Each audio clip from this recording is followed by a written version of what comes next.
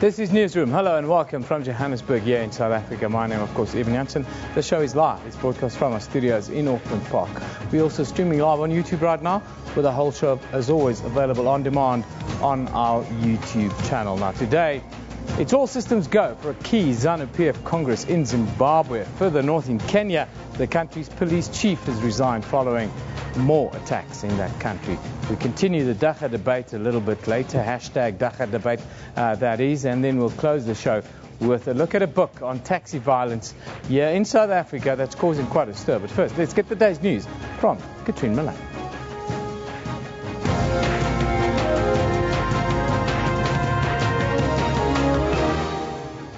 Well, hello and welcome to Newsroom. I'm Katrine Milan, and let's just take a look at the news making headlines this morning. Police are searching for a hardened criminal convicted of a spate of violent crimes who managed to escape in full view of police from court cells. It's reported Lugisani Mndlolo was not in leg irons when he appeared in court yesterday. He was to be sentenced in the Palm Ridge High Court in Alberton. Mndlolo's transgressions include 3 convictions of rape, 5 of armed robbery and 10 of housebreaking and theft. He conducted a reign of terror in Pimville and Kliptown since 2012. At this stage, you are looking at all the circumstances, how he escaped, including the fact that he was not in leg irons. Anyone who might have assisted this person to escape will face criminal charges. China's human rights violations will not deter South Africa from doing business with its largest trading partner in the world. That's the word from international relations ahead of President Jacob Zuma's arrival in the country last night. President Zuma is leading a high-profile delegation that includes ministers and business leaders. That on trade, we can also be talking specifically on value-added products that China can buy into, in particular in the field of agro produce. Zimbabwe's ruling ZANU-PF party's key congress starts today and is predicted to see major change to its national leadership. President Robert Mugabe is expected to announce his 2 vice presidents and party chairperson. The key elective congress, to be attended by some 12,000 delegates, is expected to endorse the 90-year-old Mugabe as party chief and his wife Grace as Women's League's boss. ZANU-PF has been divided by factionalism over Mugabe's succession for years, with the veteran ruler avoiding naming a successor. Kenya's Interior Minister and Police Chief have been removed from their post after Somalia's Al-Shabaab rebels carried out a fresh massacre in the northeast of the country. Kenyan President Uhuru Kenyatta also vowed his security forces will intensify the war on terrorism after a spate of killings in the country. And the funeral of Australian Test cricketer Philip Hughes began to the song Forever Young in his hometown on Wednesday as the nation united to bid farewell to the life of a sportsman cut short in his prime. Family, friends and a host of cricketing greats gathered at Maxwell High School. Choking back tears, Test captain Michael Clarke delivered a highly emotional tribute. Is this what Indigenous Australians believe about a person's spirit being connected with the land upon which they walk? If so, I know they are right about the SCG. His spirit has touched it, and it will forever be a sacred ground for me. I can feel his presence there, and I can see how he has touched so many people around the world. The tributes to him. Remember that full clip and more are all available on our Newsroom Facebook page. You can then also follow us on Twitter at SABC Newsroom. Eben, over to you. Thank you, Katrina. Now, we have just learned that the Biko family and the Steve Biko Foundation have filed an urgent court application after discovering that an original autopsy report of the cause of the late Black Consciousness Movement leader Steve Biko is scheduled to be sold at an auction here in Johannesburg tomorrow. Well, I can tell you, we'll bring you a little bit more on that story a little bit later. It's a developing story. But we start in Zimbabwe today. The ruling ZANU-PF Congress continues there this morning and is likely to see major changes to the national leadership. The party has already endorsed President Robert Mugabe as party leader and his wife Grace as the Women's League head. Mugabe will announce his 2 vice presidents and party chairperson that could end a bitter factional feud to succeed Africa's oldest serving statesman. For years, Zimbabwe's aging ruler Robert Mugabe has dodged addressing the succession debate that has divided his party. Just one question, Your Excellency. I can't take one, I take 2. But as Congress opens and approaching his 91st birthday, President Mugabe can no longer avoid anointing a potential successor. With leadership meetings to hammer out amendments to the party constitution, the closed-door meetings will shape events at the Congress, determining whether Mugabe will still be bound to appoint a woman to the presidium. Whoever is the vice president to President Mugabe is likely to be acting president, barring a change of the Zimbabwean constitution. There's been a major purge of 9 out of 10 provincial leaders perceived to be aligned to Joyce Mujuru, showing just how powerful she'd become. But she's now been excluded from the Central Committee, a prerequisite to top leadership appointments. After the Congress, Mugabe is likely to emerge strengthened, in a better position to manage his exit. They might introduce new posts in government. For example, they could amend the constitution to introduce a prime minister who almost like runs government business in parliament, as well as reports directly to the presidency. The party appointments will likely be announced on Saturday, but for now, President Mugabe will keep the nation guessing till the very end. Shingai Nyoka, SABC News, Harare, Zimbabwe. Now our Zimbabwean correspondent Shingai Nyoka joins us on the line from Harare to give us an update on this much anticipated Congress. Very good morning to you, Shingai.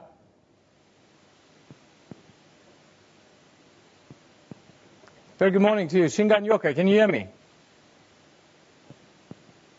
Well, it seems as if Shingai has left us for a minute there. We will try and get her back on the line and try and get an update on this developing story. Can't tell you that the ZANU-PF key Congress is continuing in Harare this morning. We'll try and get her back on the line. But let's move further north. Kenya's Interior Security Minister, Joseph Ole Lenku, has been fired while the country's police chief, David Kimayo, resigned just hours after 36 people were killed in a terror attack in Mandra on the border with Somalia. Militant group Al-Shabaab claimed responsibility again for the attack that killed 36 non-Muslim quarry workers. This comes mere 10 days after the group shot dead 28 passengers in a bus attack in the same town. Koromei area in Mandera on the border with Somalia. Bodies of the latest victims of terror lay lifeless. The quarry workers were sleeping in their tents early Tuesday when the attack began. 32 of them were shot in the head. 4 were beheaded. This just hours after masked gunmen attacked a club in neighboring Wajir town, hurling grenades and then shooting the revelers. 1 person was killed and 13 others are nursing their injuries in hospital.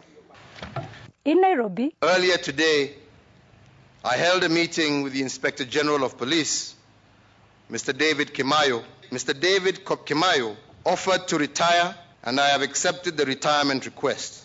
Further to this, I have today nominated the Honorable Major General Retired Joseph Ngaiseri as the new Cabinet Secretary for Interior and Coordination of National Government.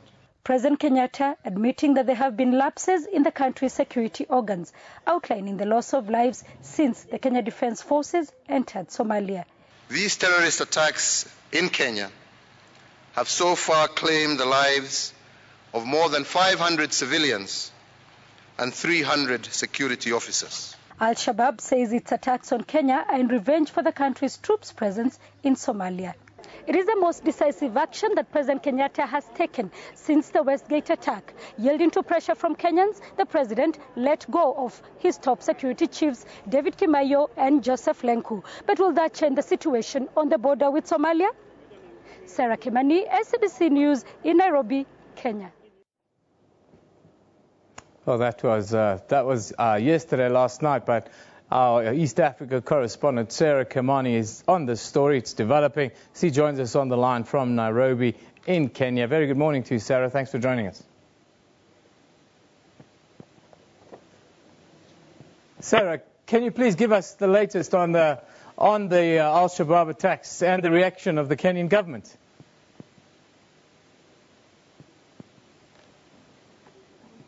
Well, it seems we're having a little bit of technical difficulty. We'll try and get updates on those stories a little bit later. Maybe we'll pop in with our correspondents in both Harare and in Nairobi to give us the very latest there. Of course, reaction after the attack. 36 quarry workers were killed in Kenya.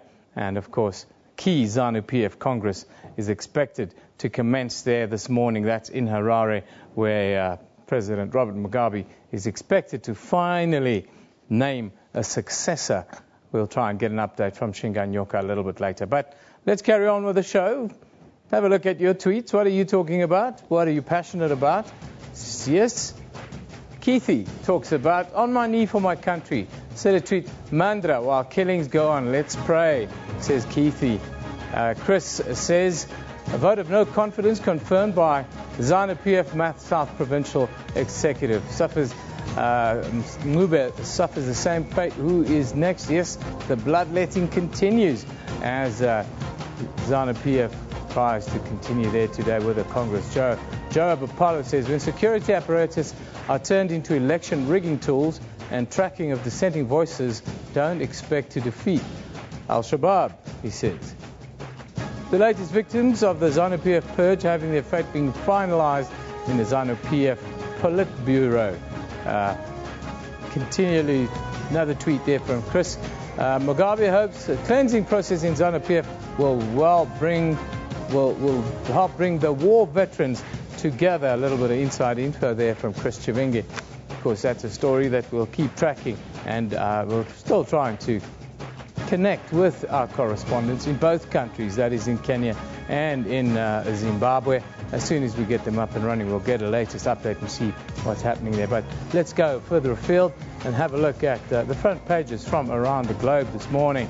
Today, the Daily Mirror in the United Kingdom is reporting that British police investigating the disappearance of Madeleine McCann have quizzed a convicted paedophile said to have been in the Algarve when she vanished there in 2007. Then, closer to home, here in Nigeria, the Vanguard is looking at Boko Haram's recent terrorist activities that is said to have claimed more than 100 lives in the northeastern parts of that country. Then in Australia, well, the Daily Telegraph there is looking at the story of a model student from Sydney who is reportedly training to fight for the IS in Syria. Before we go to our first break this morning, let's take a quick look at what else is happening here in South Africa and across the world. In Johannesburg, of course, we start. The South African Chamber of Commerce and Industry is expected to release the November 2014 Business Confidence Index. Then all eyes will be on Equatorial Guinea as the capital of Malabo plays host to the draw for the Africa Cup of Nations a little bit later today. Where will Bafana end up?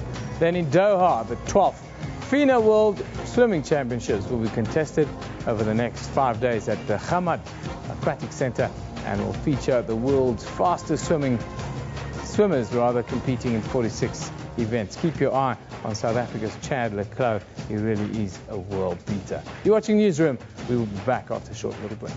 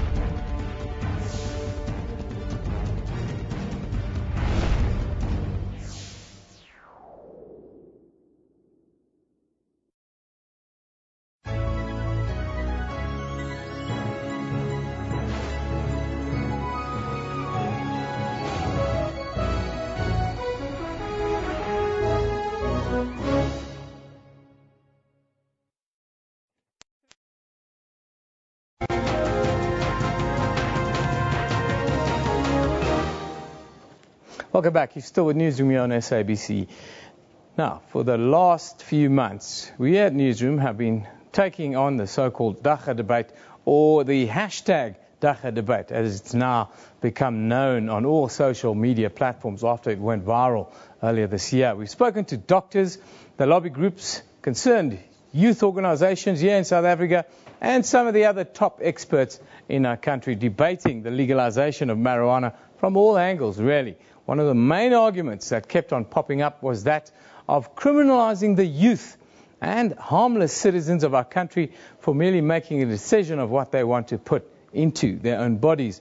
We asked the question, by keeping the use of marijuana in our country legal, are we not enforcing unnecessary criminal charges against those who aren't necessarily criminals, and by doing so causing more damage in our country in the long run? Now, joining us today is Simon Loxton. He joins us from Cape Town. He's a registered ethnomedicine practitioner based in Cape Town and has quite an emotional story to share on this topic. Very good morning to you, Simon. Good morning, Evan. Now, Simon, before we get into your story and the interview, I'd like us to just look back to last week when we spoke to Professor J.P. van Niekerk on the show, and here is what he had to say about criminalizing marijuana.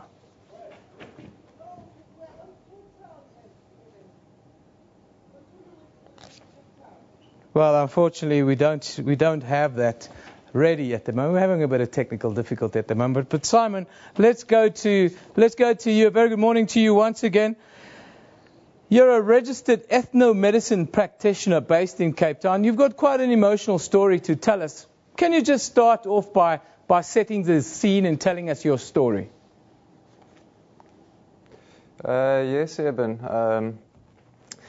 I have a wife who's very sick, and she has hepatitis C.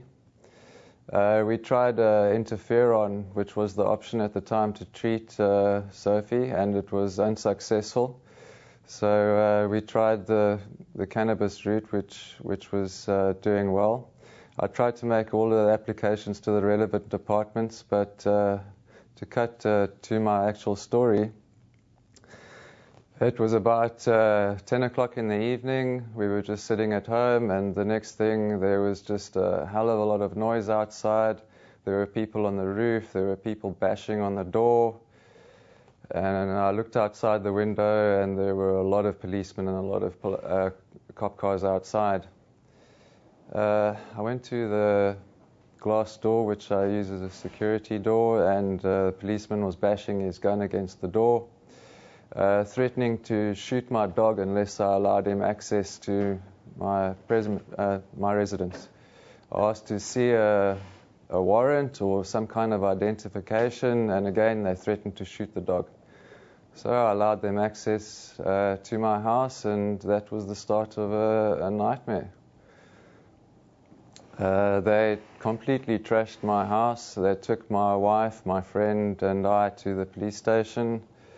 And we spent a few days there, and it was traumatic, disorganized, abusive. I wouldn't even put my animals in that condition.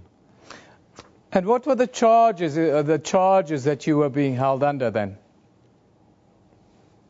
The charges, they actually charged me with dealing in Dagga. Subsequently, the charges have been withdrawn. They can bring them back at any stage. So my story was actually the second visit from the police, and this can continue happening as long as they want it to happen. Now, Simon, they're just traumatizing people. Now, tell us about your application to get the relevant permits for medical marijuana in South Africa, the process that you've gone through, and what kind of challenges you faced with that. Right. Well, I've had quite a good rapport with the health department. I am in touch with them. It was about a year ago that I first scheduled a meeting with them. The bottom line is that they do not have a policy, And until they have a policy, there won't be any permits. So, you know, we really, you know, our hands are tied. We really don't have a choice but to break the law if we really want to do what's ethically right. If somebody comes to me that has tried every other option and cannabis is their last option, what am I supposed to do? I've tried all the routes open to us, but they don't have a policy, so what can I do? I have no option. Just put us into the picture when the police came knocking on the door. Just run us through that process and how it's affected your life and emotional state to be made out to be a criminal, really. Well, to be treated in that way, to be treated abusively, to be bullied, you know, for my wife to be used as a pawn. I have nightmares. I suffer from anxiety almost a year later. I have panic attacks. Honestly, you know, if you had to weigh punishment and the crime, I think I've received my punishment in bucket loads if I have, you know, broken a crime. Tell us, if I have perpetrated a crime, sorry. You're an ethno-medicine practitioner. Tell us about this and also then tell us about the uses of marijuana within traditional medicine historically and right now here in South Africa. Right. Well, basically an ethno-medicine practitioner is a sangoma. It just means that I've been registered. And I would have thought that I would be one of the best persons to, you know, talk about dacha and to administer it as a medicine.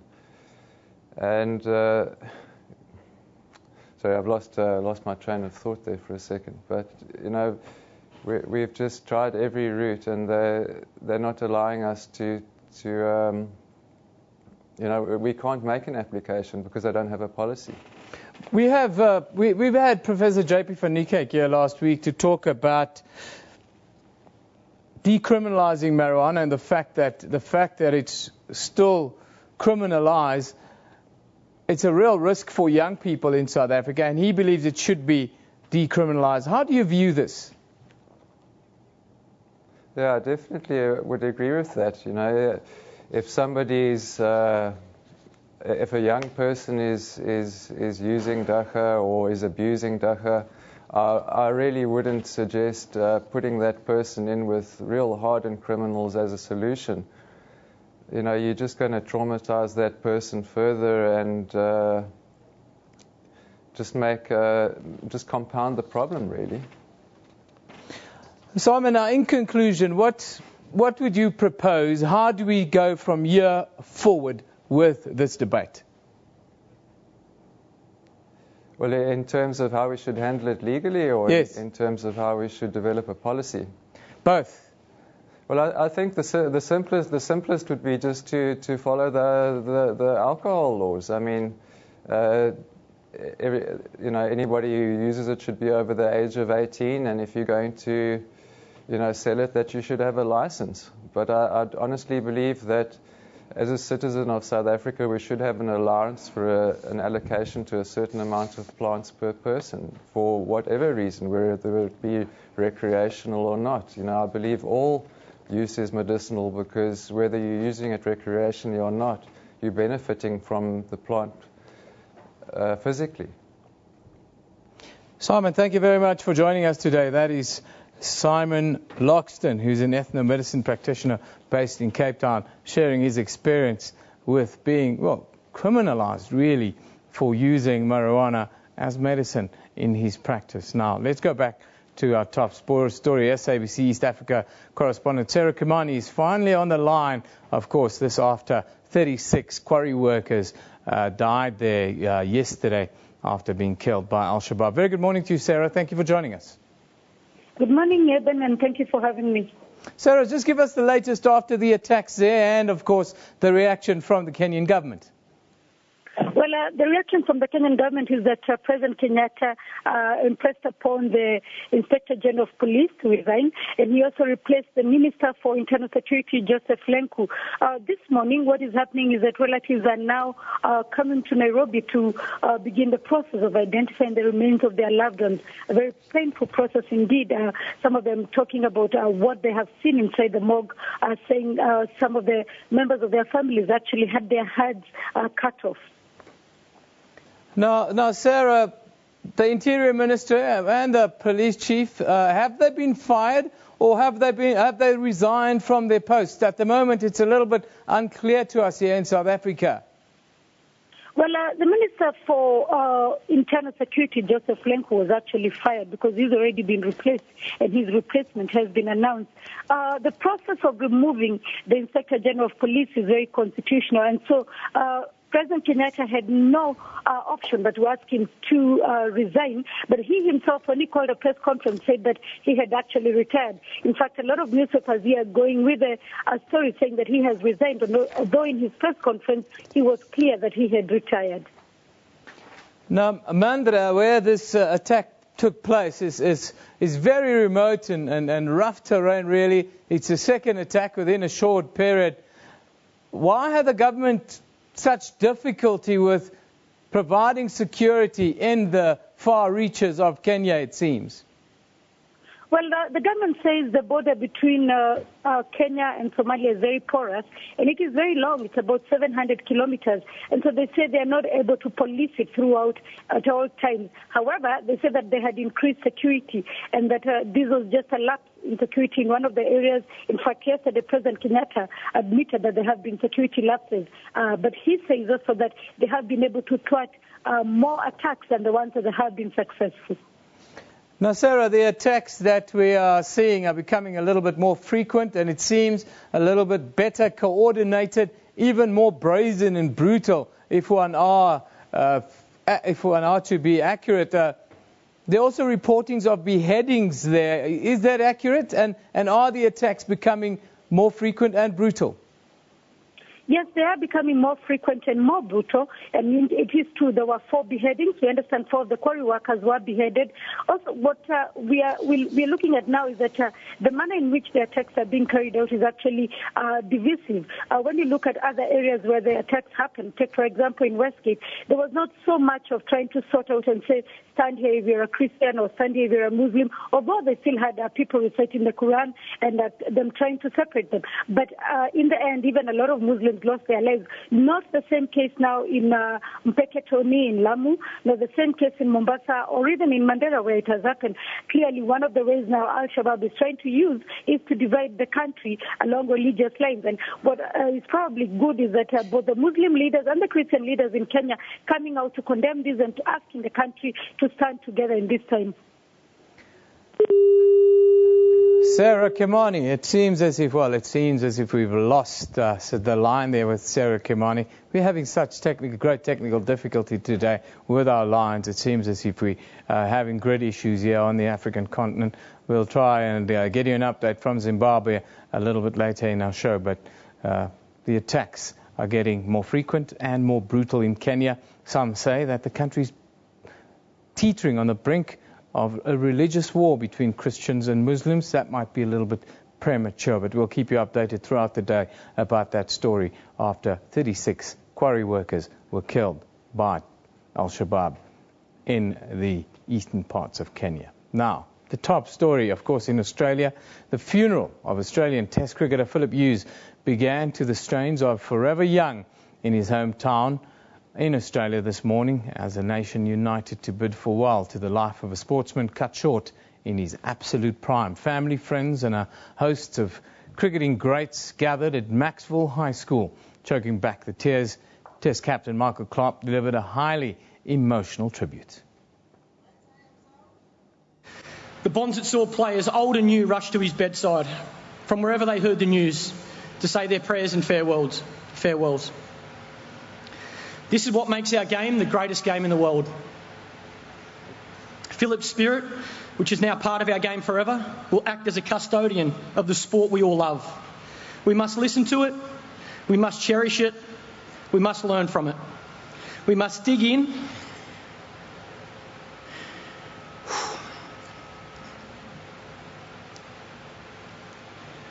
We must dig in and get through to tea.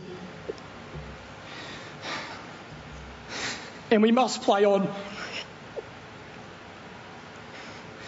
So rest in peace, my little brother. I'll see you out in the middle. Yes, very emotional. Michael Clarke, Australian captain. Very difficult time for Australian cricket as well as for world cricket. Of course, the first test that was due to start tomorrow had been moved till next week, Thursday.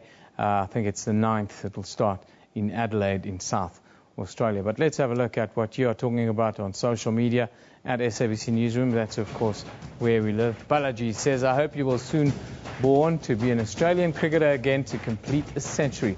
63 not out. Of course, that was the amount of runs Paul News had next to his name when he was struck in the neck. There is no greater tragedy than burying your child. We'll miss you, Yuzi. Thank you for the beautiful memories. That from Wasiula Budje. Halima Khan says, can't stop the tears from flowing watching Philip Hughes' funeral service. Life can be so cruel and unfair. Yeah, that's right, Halima Khan. Life can be so unfair. Let's take a look at what's happening on our Newsroom Facebook page. Now today you'll see there the government says its future relations with China will have to address the imbalance in trade and help achieve the objectives of the National Development Plan. This is President Jacob Zuma is in Beijing on a 2-day state visit. Then, Annie Devani's father has appealed to his son-in-law, Shrindavani, to take to the stand in the High Court in Cape Town and tell the truth before Judge Janet Traverso rules on Monday whether charges against him will be dropped. And then the legal team representing 20 suspended EFF MPs is expected to meet Western Cape High Court Judge President John Flope to be allocated a judge who will hear an urgent interdict by the party against their suspension. All of those stories and a whole lot more on our Newsroom Facebook page. You can also visit sabc.co.za/news for all the latest updates from all around the world right in one place. This is Newsroom. We'll be back after a short break.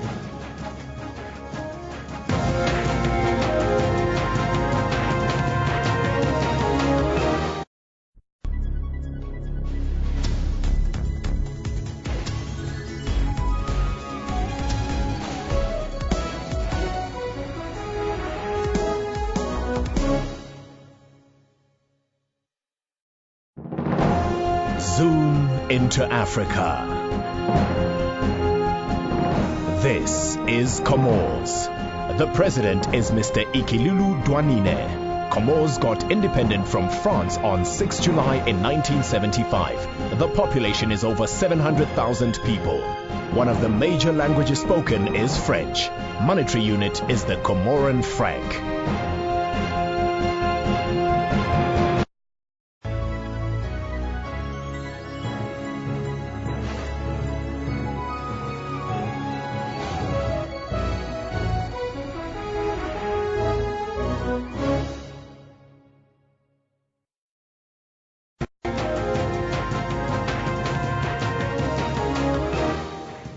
Well, hello and welcome back. You're with Newsroom on SABC News. Let's just take a look at the top stories this morning.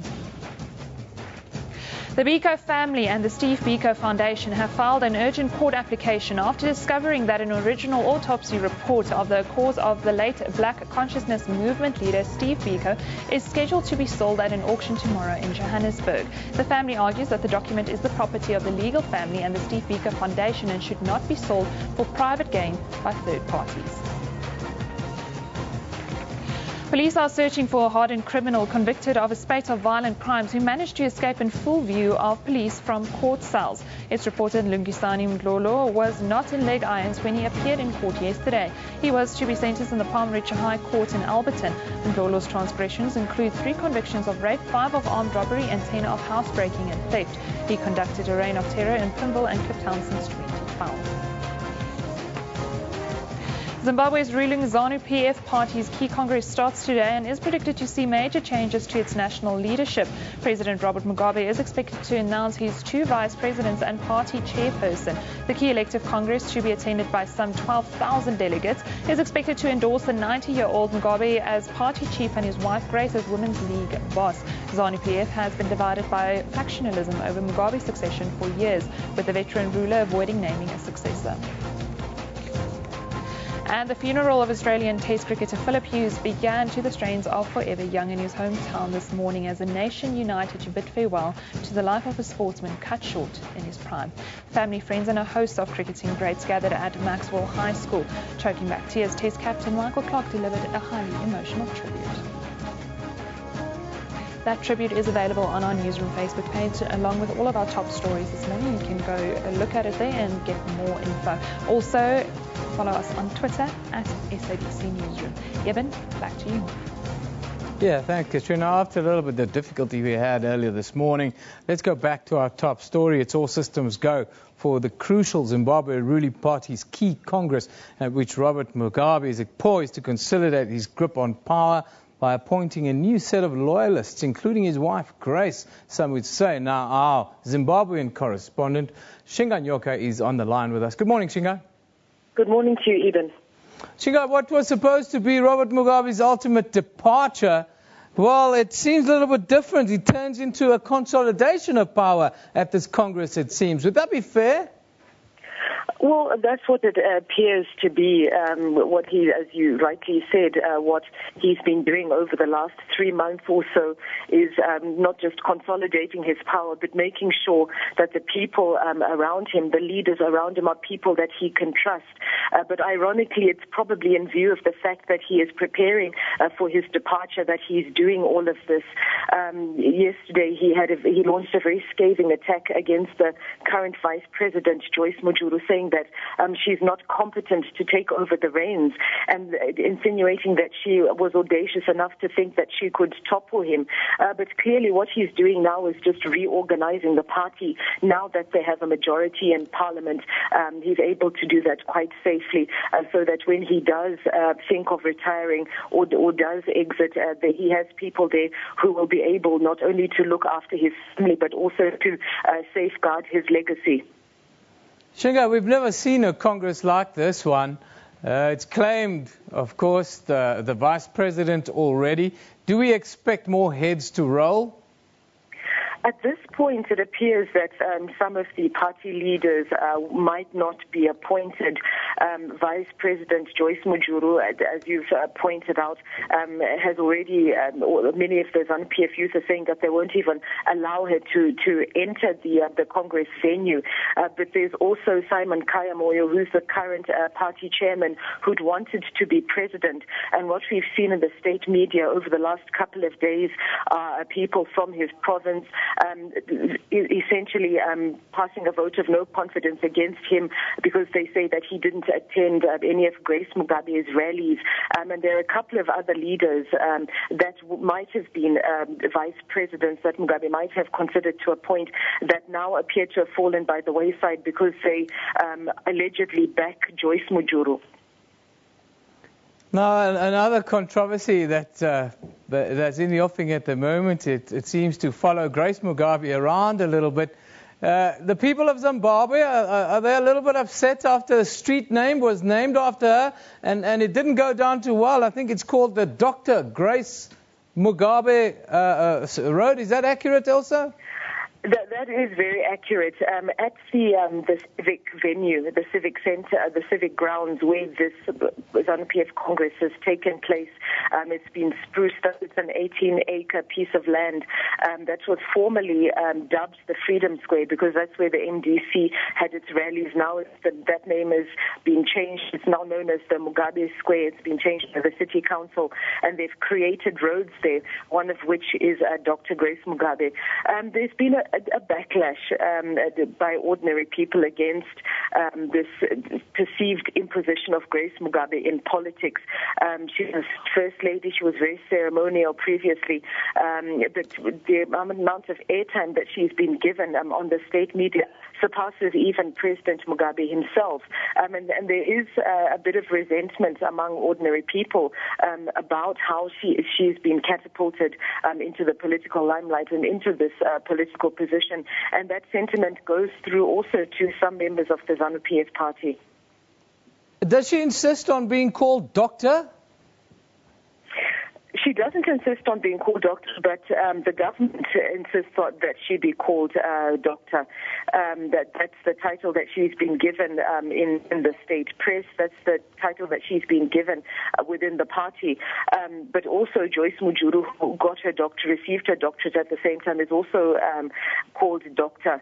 So really it's just something that Zimbabweans have been forced to assume and take on. Shingai, now today's another key day with the Congress.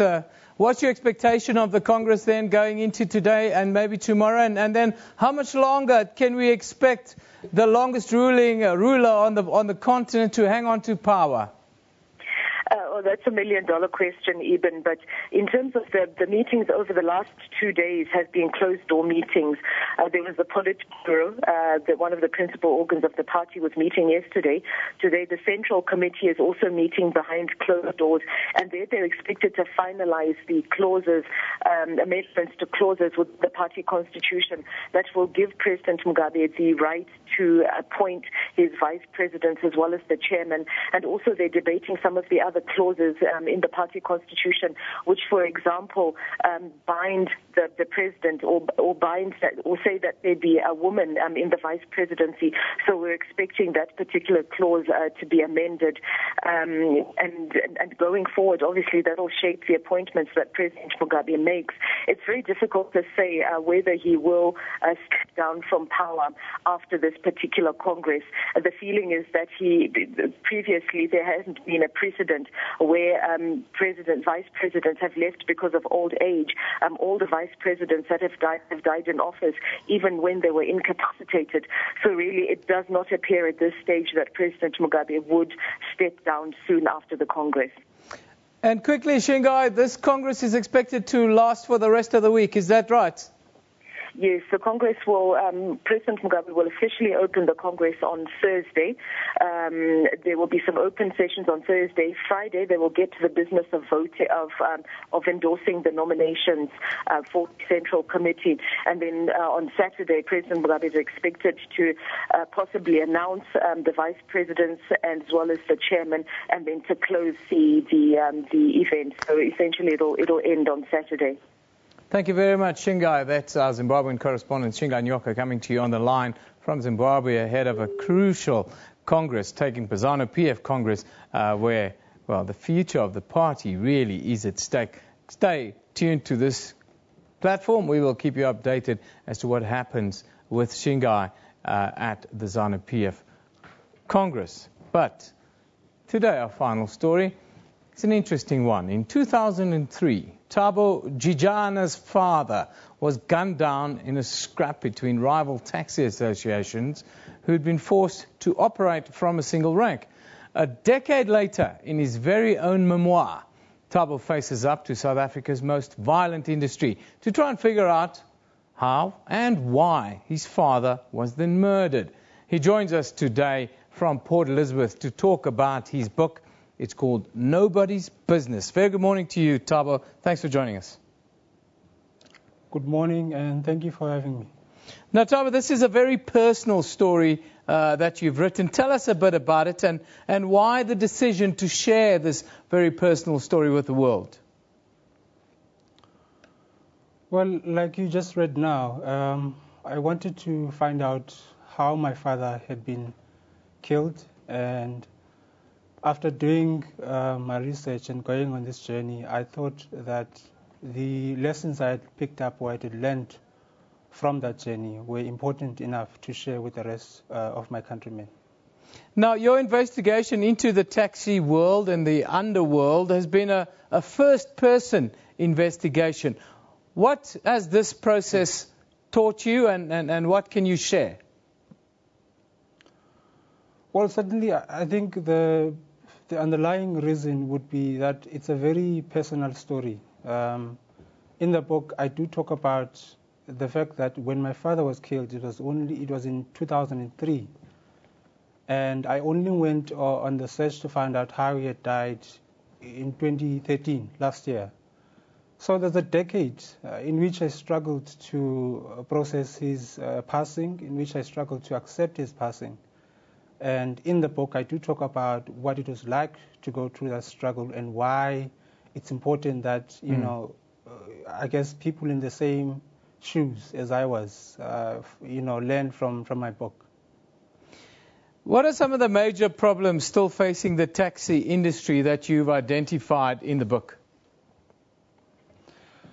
I think problem number one would be that the taxi industry is not as regulated, as it should be, or as it was previously done before 1987. But I also think the biggest problem, and this is a problem that should be, looked at first of all, is, the breakdown of communication between all stakeholders, including government, including the industry itself, and including, commuters who partake and participate in the industry. So I think the mere fact that we're having less and less conversation about what should happen in the taxi industry to change it to become what we want was very alarming to me, in the sense that I think very little has changed since 1994, when there was, taxi violence, up until now.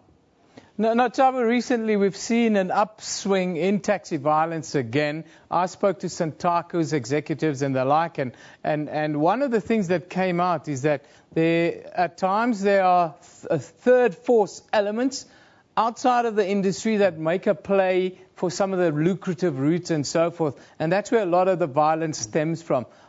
Do you agree with that, and how do you combat that, do you think? Well, I don't agree exactly or entirely with that. I think if there's a third force that is able to, enter the industry and influence, or at least bring about violence, it's because there's an opening for them to enter. And I think that's the problem, the fact that there is this opening, for them, for violence to take place in the first place. As I say, I think the first problem is that there is very little communication within the industry itself. And my feeling is that there isn't going to be like a complete end to taxi violence until, there is a very robust, thorough conversation going on about what it means to be in the taxi industry, and what it means, what it intends to be, in servicing commuters in South Africa. So I guess the violence is only a natural consequence of the fact that, there's very little conversation going on in the industry. Finally, Thabo, I want to ask you, who do you then think should be stepping in to bring the change that is needed within the industry throughout the country? Well, I think everyone, but I think government should be the one to make the first move. I think commuters have to have a lot of voice in how the industry works. I think taxi operators themselves have to have a lot of voice in how they do their work. But government is the first person who should enter in that. Before 1987, the industry was, well, it might have been segregated, racially segregated, but there was a sense of order, in how it operated. And after 1987, when it was deregulated, when government moved away from regulating it, that's when we saw a lot of violence. So I think government needs to come back again and regulate it. Thabo, thank you very much for sharing that very personal account. Of course, the author of a book, Nobody's Business. In 2003, Thabo Jijana's father was gunned down in taxi violence. He wrote a book about the inner workings of the industry and also how his father was killed and for what reasons. 10 years, more than 10 years later now. Now, before we end off today, let's just take a look at what you've been saying on social media regarding the Steve Biko story that's just developing. Of course, the Steve Biko family are going to court to try and get back what they say is rightfully theirs. Now they want to auction Steve Biko's autopsy report. Really? How insensitive and money hungry must you be, says Ekeni. Yes, it is part of our heritage, I say. Fifi says, why would anyone sell or buy anyone's autopsy? The utter disrespect for Steve Biko and his legacy. Really, South Africa? No, with a big exclamation mark there, says Fifi. Siabonga says, aim of auctioning Biko's autopsy isn't interest in the autopsy. It ironically is to devalue him. How can my autopsy be sold like maize meal? That is a question many South Africans are asking. Alexino says, I'm hoping that the proposed auction for the original autopsy report of the late Steve Biko is stopped permanently. Yes, the matter is going to court, Alexino. That is where it will be decided. Some of our viewers think that it's just disrespectful to the legacy of the great leader. Now, just to recap that story, the Biko family and the Steve Biko Foundation have filed an urgent application after discovering that an original autopsy report of the cause of the late black consciousness leader Steve Biko is scheduled to be sold at an auction tomorrow here in Johannesburg. The family argues that the document is the property of the legal family and the Steve Biko Foundation and should not be sold for private gain by third parties. Now, keep sending your contributions to @SABC Newsroom. We love that kind of action. We love that kind of interaction, rather. Especially pictures and video. We love that sort of stuff. Thank you. Newsroom is broadcast live from our studios here in Auckland Park, Johannesburg, every weekday morning between 9 and 10 a.m. The show repeats at 2 in the afternoon with a total rebroadcast at 5 a.m. the following day. We're also streaming live on YouTube at that time, with the whole show available on demand on our YouTube channel. This is SABC News. You've been watching Newsroom. You know we love it in the morning.